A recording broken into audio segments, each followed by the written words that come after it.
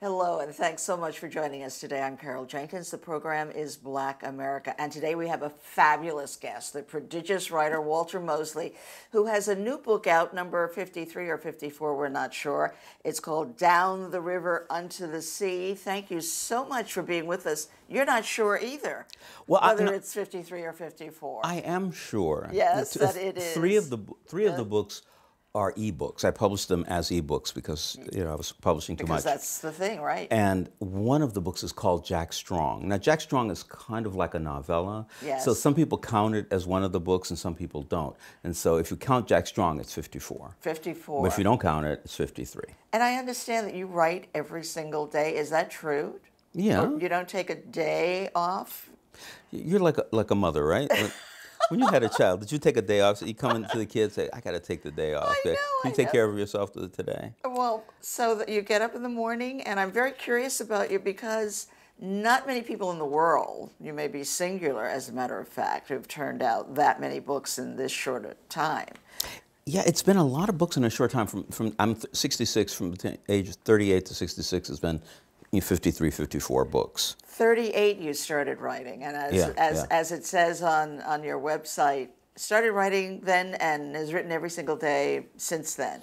Pretty much. Pretty much. Every once in a while, if you have like a bad flu or something, you might think about writing but not get there. Well, I am such a fan of your work. I tell you, Well, thank you. And knowing that we were going to have this conversation, I went to my library and I was looking.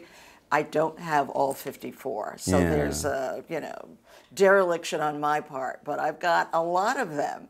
Rawlins was a favorite of mine, and I love all of the color schemes, yellow dog, cinnamon this, fantastic. And what's so interesting about that is that you killed him off at a certain point, Rawlins, this fantastic hero. Talk to us a little bit about that. Well, I killed him off and brought him back, but I killed him off because it was funny. I was writing toward the end of the book, and he was driving. It was Blonde Faith, and he's driving, and he was barefoot, and he was drunk for the first time in 20 years. Right. And it was on the Pacific Coast Highway, so he passes a car and comes back, and he passes a car. Then he passes a car, begins to pass, and a truck is coming.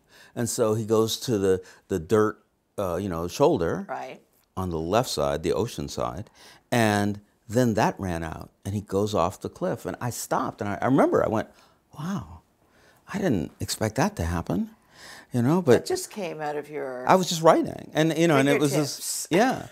and then I went, wow, I guess I must have meant it. And I think at that time it was a cutoff period between my father's life and his experience and my life and my experience. I didn't know that at the time. Really? And so I just let it go. I said, okay, so I'm not writing that anymore.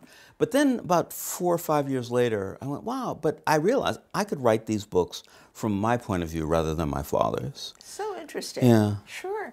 Let's talk a little bit about your family because we always ask our guests to place themselves in Black America.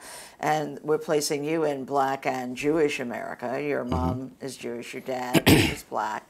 And it's so interesting in reading about the 1950s where your folks actually got married, but they wouldn't give them a certificate.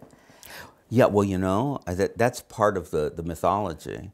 And I call it mythology because I actually believed it at the time. The truth is, my father hadn't yet gotten a divorce from an earlier marriage. Oh, that always complicates things. And so they didn't get married until I was 8 years old, until they could, Right.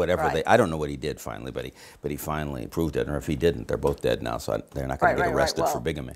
But we're talking 1950s when that in the was 50s, in and many they had places trouble against the law, right? Yeah, and they had lots of trouble, but it's California. How did they meet? My mother was married to one of the richest guys in L.A., a guy named Novak, who owned a house on a private street, kind of toward downtown, big mansion.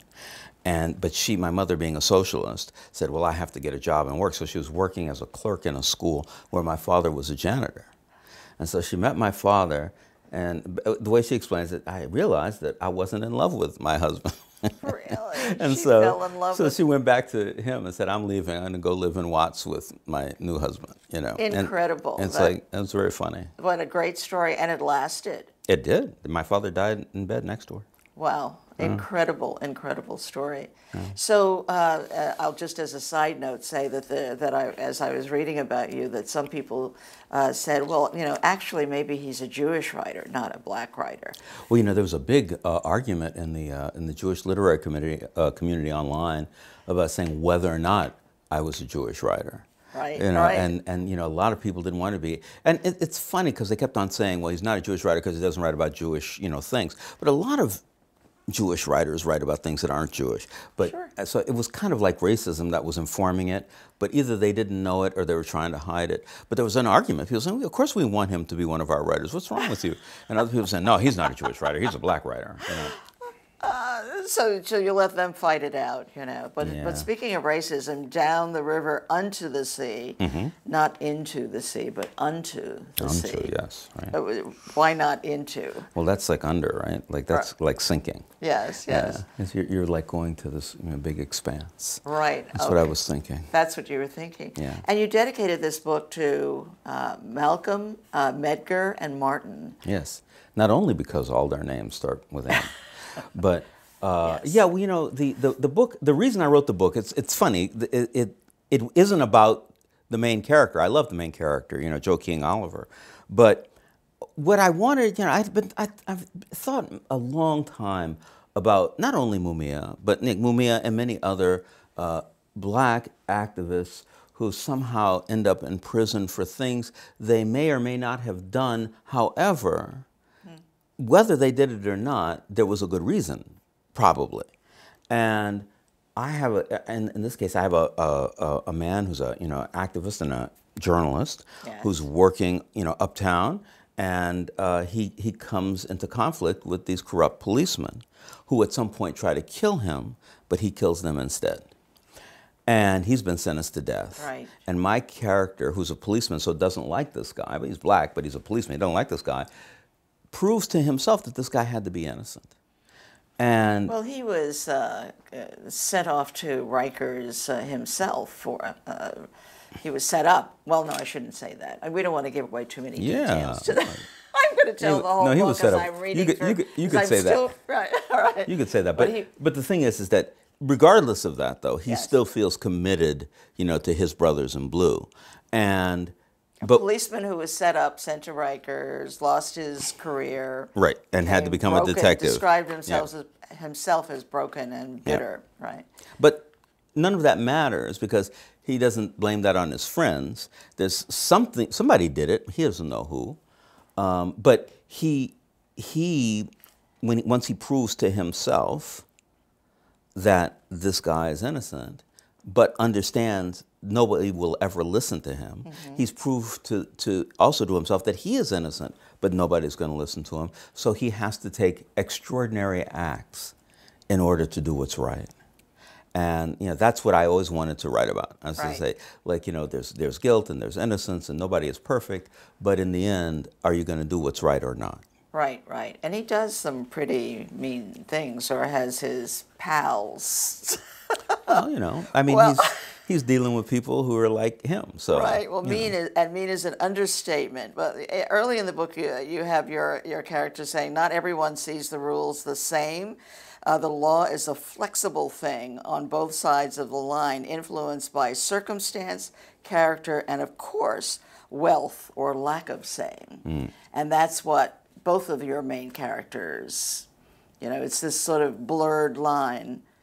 Yeah, well, and all of my characters, because not just them. It's their friends. I mean, it's interesting that how you work that out. It's lawyers and it's policemen and it's career criminals and there's all kinds of people who exist in this kind of free flowing space. It's something that we want to think. Well, there's the law is the law, says Javert, but indeed.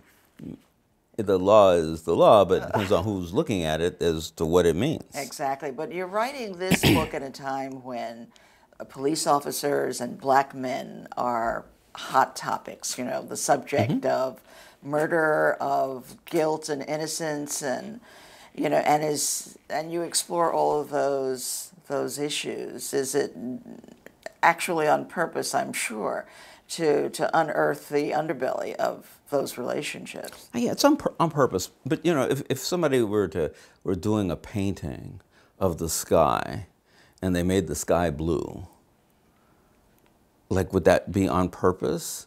I guess. But the sky is blue. You know what I mean? It's I'm just writing about what these characters are going to encounter in their lives, and how those lives have to change with circumstance not always being on their side. Right. Well, it's a terrific read, and I love the daughter.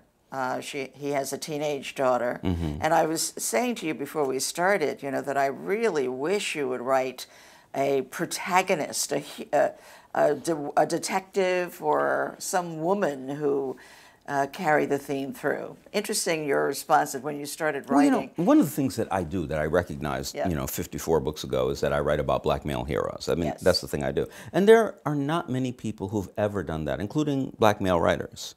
The black male protagonists, you know, you can talk, go, through James Baldwin and Ralph Ellison and Richard Wright. Heroes, not so much. The definition hero. Yeah, a protagonist, a person that we're learning from, But it's like to somebody who you want to be, it's not Robin Hood, but I kind of like Robin Hood and Mouse and and all these other characters. So I like kind of making that happen. Also, as we were saying, I come up about 30 years ago when I start writing. And I have the experience that the dominant fiction writers are women. There's Toni Morrison, Alice Walker, Terry McMillan, Gail Jones, Gloria Naylor, the Brewster Place. I mean, so you were the singular person then. Extraordinary writers, and maybe still so, but and then there were a lot of ones who were writing mysteries. A lot of black female mystery writers who were wonderful, and black characters, and they were great, and I was like really happy about that. And so I'm just trying to say, like, black men need heroes, and I'm writing them. Okay, but maybe when you get to book 60 or 70, you might throw in a, we'll be waiting for that. I have written women protagonists, but women are never happy. When I write women protagonists. I noticed that. Yes, all of your women are so interesting in all of your books. So, you've got the magic touch. I did want to talk with you about Sue Grafton, going back to, for those who don't know, Sue Grafton, a mystery writer who got to letter 25 before she unfortunately passed away. And I read A, B, C, D straight through, just as I'm reading. A is for alibi, right? A is for alibi, from that all the way through. And every year my family would give me the next Sue Grafton. And I was so disappointed when I found out that there is no 26, and there won't be any 26, but perpetuating that kind of character through 25 books. And I recognize your struggle when you got to Easy Rawlins, and I think you were at number what then, 14. Now I'm at 14. Right. Yeah, 14. So it was, so that was about maybe like 11. 11, yeah. So perpetuating those characters and finding interesting things to say. I don't have much trouble with that because every book is a year or two later.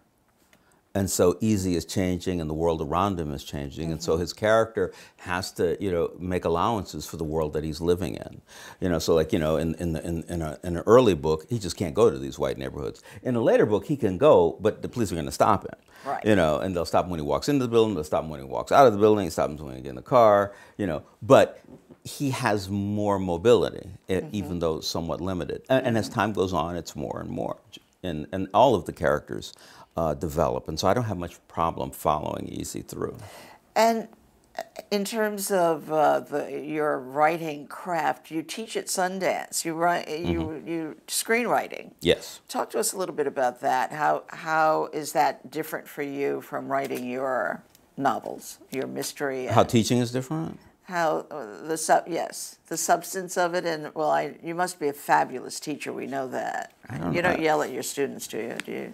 No, my God, no. I couldn't imagine that. I did have an argument with one student once. You did? I remember that. But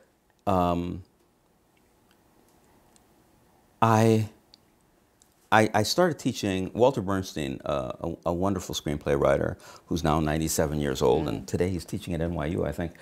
He's at 97. At 97, he takes the subway down.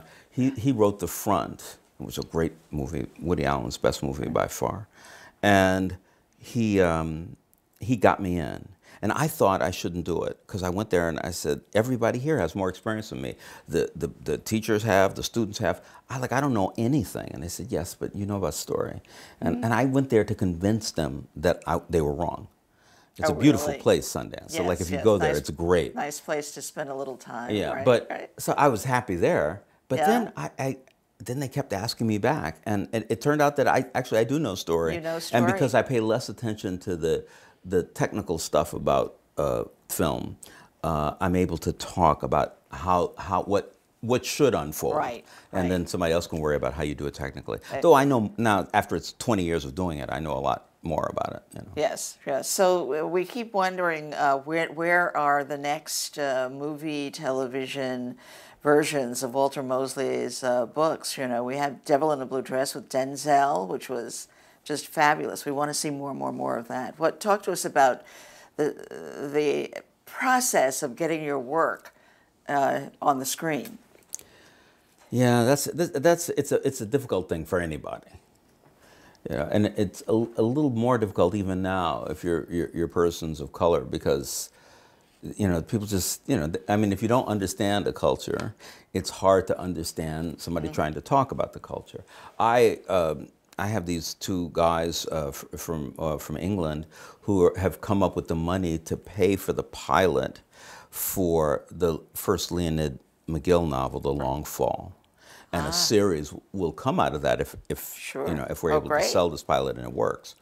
So I'm very excited about that. I'm working with another mystery writer, Gary Phillips, a wonderful guy, and we're trying to do a black Western, you know, because the Oklahoma Territory was almost all non-white. You know, Clint Eastwood's movie Hang 'em High is about that time. It just made everybody white.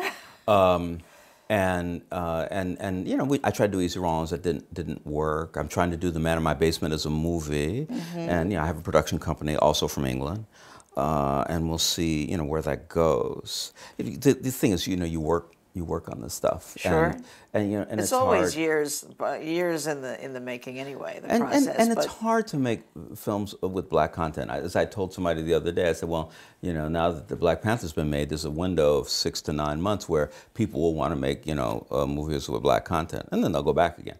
But you know, so you know, I'll try along with everybody else to sell, you know, go back and say, oh, you want to buy my wares? You know. What do you think of? Have you seen The Chi? Do you watch that at all on Showtime? I haven't seen it. No. Yeah. It's an interesting, but all black characters. Chicago, I find it extraordinarily well done, but debilitating, because you actually are seeing young black children being killed and using guns, and but an interesting breakthrough at any rate. Yeah, you know, I'm a little, you know, I don't know who I'm supposed to be telling that reality to. I mean, I don't mind when other people do it. Right. But when I'm doing it, I'm saying, well, you know, I'd much rather write, you know, about, I don't mind writing about that situation, but I'm going to be writing about a hero, and we're going to be concentrating on that hero kind of working their way out of that, you know, because it is true that happens a lot. There's drugs, there's violence, there's this, there's that, you know, but, you know, there's more, you know, white people, even per capita, doing heroin than black people. But if I were to say I was going to make a television show about white people, I wouldn't say, well, it's going to be about heroin, of course, and they're all going to be addicted, and they're all going to be dying. You know, it's like, no, you know, it's like, I'm not going to do that. You know, I like to have fun, and I like to see people who are living in the world that can usher other people into that world. You care very much about where we are in our democracy, and especially with the challenge to our media, fake news. We have a clip of you at a town hall. Let's take a look at that, and we'll talk about it on the other side. We have to go through this. We have to go through this struggle of trying to understand and finding out where the truth is coming from, which of course, or what the truth is, because we're creating that truth. I think it's wonderful. I just think that it's really important to question what you're thinking about it. Question what Obama is. Question what the New York Times says. Question what your own history is. Because most of us don't have any idea of our history, especially so-called white people. They have no idea who they are, where they came from. They certainly are white people, but they don't know that. They say I'm white. So there's a whole thing. There's so much that we have to go through. There's so much of the story that we have to unpack. And that I think it's wonderful. And I also think that we're doing it now. We wouldn't have been doing it under, we might have been doing it under Bernie, maybe not. But I think that certainly there's nobody else who was around that we were going to be doing it under. Wow. So Thomas Friedman had a column recently where he said, we're in code red. This is code red now. Mm-hmm. America's in big trouble. Mm-hmm. How do you feel? Well, I think America's in big trouble. Bobcat Goldthwait many years ago had a stand-up routine, and he was talking about Ronald Reagan, and he said, who was president then, he said, I don't like Ronald Reagan. I dislike the man, he said, but I can't blame Ronald Reagan for my problems. Blaming Ronald Reagan for my problems is like blaming Ronald McDonald if you get a bad cheeseburger. It's really one of the best political jokes I've ever heard. It's like, yeah, I know, I don't like Donald Trump. But I don't like Pence either. And I know Pence is more dangerous than Trump because he can actually bring those people together. And when I'm looking at it, I'm saying, well, what's wrong with America? Our problem with Trump was the same problem that we had with Obama, meaning to say we didn't get together and force the right thing to happen. We just sit back and said, oh, look, to sit back and say, oh, look, or to sit back and say, oh, God, it's terrible. It's kind of the same thing. I honestly believe that Americans have to understand that we've abrogated our democracy and given it to the rich who support both the Democrats and the Republicans. Sure. And until we get that, we're not going to get anywhere. Do you see any inkling of movement in the right direction? I see inklings, but not a whole lot. I still think, like I was saying in the thing, white people still think they're white people, which is completely ridiculous. And, the idea to identify people by race is so, it's like 18th century. It's not even like 19th century. It's, certainly, or 20th. And when you don't know who you are, and you don't know your own history, and you don't have an idea of where you should be going outside of, capitalist facades presented to you, what are you going to do? Well, you say capitalist facades. Are you advocating socialism or some? Well, you don't have to be anti-capitalist to understand that a lot of things that it does is not in your benefit. To say the idea of profit, every dollar I make over the division of all, separation of all the money, every dollar I make more than that is a dollar everybody else loses. And if you have all these billionaires and all these billionaire corporations and all this stuff, because the money represents labor. And I think that people need to understand. It's a simple dialogue, but you need to understand it. Yeah, but is this code red?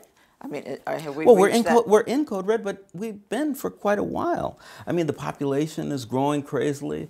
There are dictators all over the world. Capitalism loves dictators. That's why it supports them. It supported them in South Vietnam, supports them in the Philippines, wherever they are. And those people are murdering people and thinking everything's okay. But what it does is it's good for business.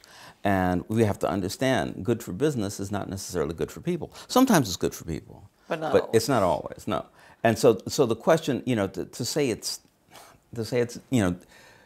code red, okay, it is, and it has been for a while. But if we get rid of Donald Trump, it's still going to be code red.